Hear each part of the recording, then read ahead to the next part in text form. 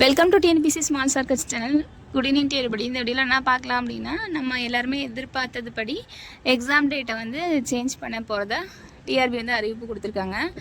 இதில் வந்து நமக்கு வந்து டேட் வந்து அறிவிப்பு வந்து கொடுக்கல, பின்னர் வந்து அறிவிக்கப்படும் அப்படின்ற மாதிரி முடிச்சிட்டாங்க. நம்ம இதை வந்து பெரிய லெவலில் வந்து மைண்டில் கொண்டு போனோம் அப்படின்னா நம்ம படிக்கிறதோட வேகம் வந்து குறையும். அதனால் திட்டமிட்ட தேதியில் எக்ஸாம் உண்டு அப்படின்னு நினச்சி படித்தா தான் நம்ம வந்து கொஞ்சம் ஸ்பீடாக படிப்போம். அது இல்லாமல் நம்மளோட கமிட்மெண்ட்ஸையும் கொஞ்சம் குறைச்சிப்போம்.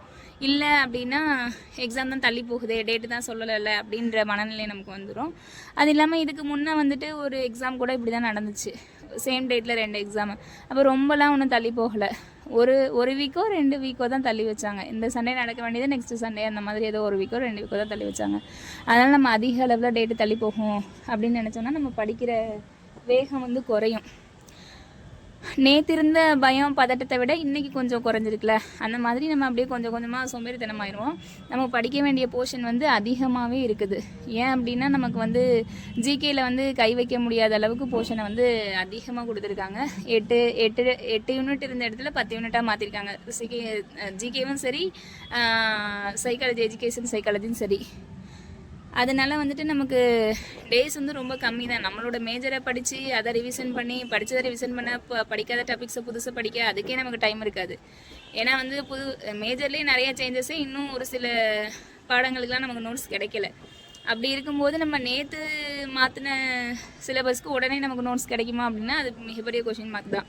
அதனால் நம்ம வந்து நிறையா இன்னும் கொஞ்சமே சிலபஸ்லுக்கு வந்துட்டு தகுந்த மாதிரி மெட்டீரியல்ஸுமே கேதர் பண்ண வேண்டியிருக்கும்.